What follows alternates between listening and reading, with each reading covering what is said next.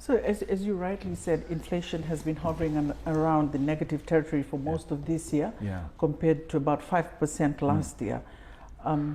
What is government's target, or should I say, have you achieved the target that you've wanted to achieve in this regard, and how will this cushion further price shocks? So I think that's a very good question, Sherian, as well. How can we maintain this? We're not saying that we're going to always be in the negative territory. Given the global headwinds, fortunately for us, the crude oil prices went down significantly over the last few months.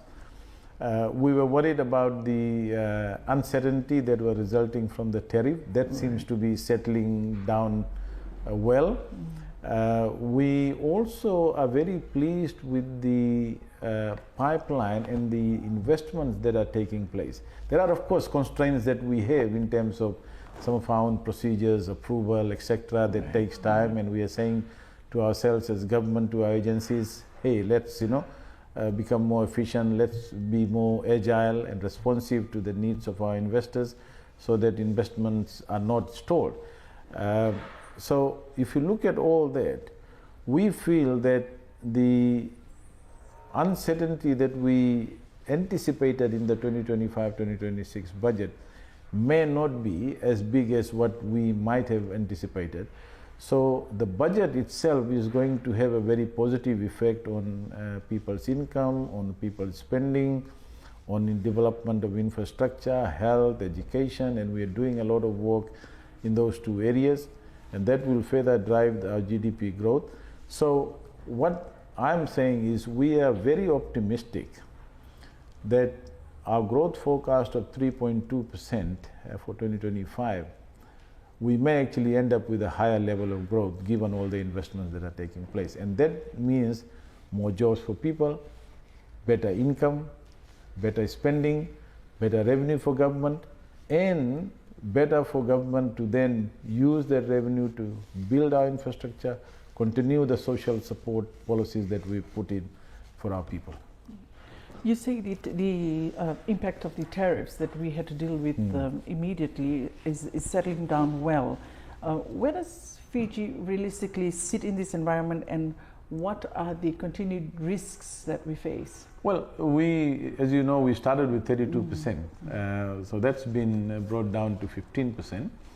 Ideally, we would like to have further negotiations on that. Ideally, we would like it to be much lower. We could be settling in for 10% instead of 15%. But that is something that is an ongoing discussion. But I think globally there is more. There seems to be more serenity, at least on the tariff aspect. Of course, there are global conflicts that are still continuing. Unfortunately, as I said, it has not affected the oil prices in that way. In fact, it's come down. So it's good for economies like Fiji, to keep that price stability, which is important for economic growth and investment. You say government is anticipating a higher growth rate. Fiji's economy grew by 3.5%.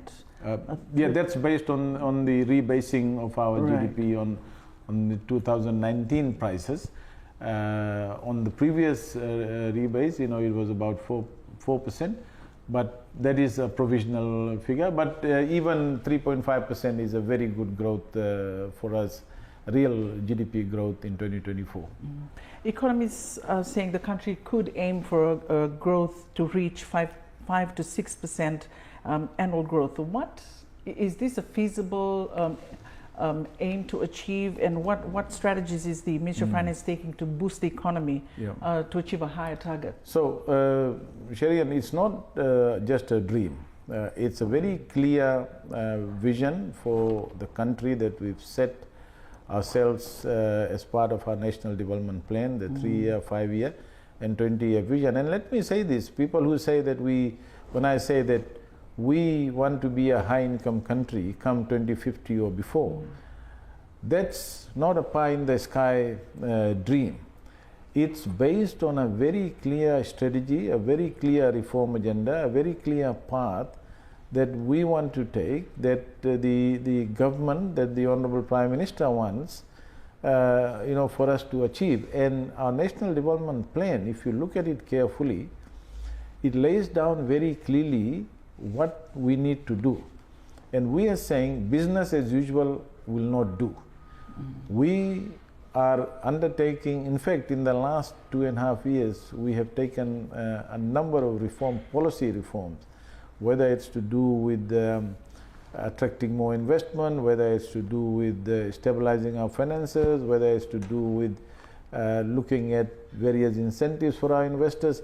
So the package that we are providing is putting the country back on a path. I mean, given what happened internationally, given what's happening in our neighbors, New Zealand had negative growth, very low growth in our development partner countries. But given what we have achieved in the last 3 years, 3 years of consecutive healthy growth in the economy, and with the ability to stabilize our finances, bring our debt to GDP ratio, is no mean feat, given what we inherited. We inherited one of the most dilapidated state of infrastructure, health, education, roads, water supply, drainage that we've now been able to fix. A lot more work still needs to be done. We can't finish it in the next 18 months in terms of infrastructure. There are some long-term plans that we put out. And if you see, a lot of work in that area has also been done. So the ingredients for a 5% or more than 5% growth has already been put in place. All we need is to make sure that those ingredients are supported by an efficient infrastructure, whether it's to do with regulatory infrastructure, whether it's to do with approval infrastructure, whether it's to do with physical infrastructure such as power, water, roads. And we've had a lot of bottlenecks when it came to providing power for investors, providing water supply, sewerage. And this is the first time that after so many years that a government that is focused on actually addressing this. So we are looking at public-private partnerships, independent power producers, renewable energy. We provided incentives. We've asked EFL to get on to that so that we are able to generate more electricity.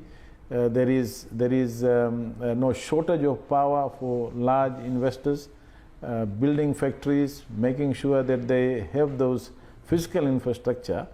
And the third component, the third ingredient of that 5% or more growth agenda and our objective is tourism. We put this $400 million tourism development project for Banua Levu. It's all underway. We're upgrading the airport. Banua Levu is booming, not only in terms of the project that we put in, but other investments, tourism, etc. So tourism in Fiji, we are not, the idea of high season, low season is a thing of the past now. Fiji is going to be one of the most attractive tourism destinations, if it is not already. I think it is already one of the most attractive tourism destinations. When we came into government, everybody was saying, oh, tourism boom will be over. There is shortage of accommodation. We have not seen that. We see the boom continuing. We see more investments coming in, more hotels are being built. So the demand, is creating the supply. Sometimes, we say supply creates its demand. But in the case of tourism, the demand is actually inviting the supply. More Airbnbs, more hotels, more investments in those areas, and government is using incentives to support that. For example, in the last budget, Sherian, we put in additional incentives for tours, For example, somebody wants to build infrastructure to take tourists to villages or to highlands for a tour, to visit sites, and they need to build infrastructure. We are providing them with tax incentives as well, because we want the benefits of tourism to go. So if you put all that together, the answer to your question is a definite yes. We've got the right policies, we've got the right ingredients, we've got the right confidence, we've got the right environment in the country for all these different factors to come together and propel our economy to a growth of more than 5%. As I said yesterday when opening the agriculture show in Nandi, agriculture sector has a huge potential, and it is this government that has taken a decisive step in the last 3 budgets.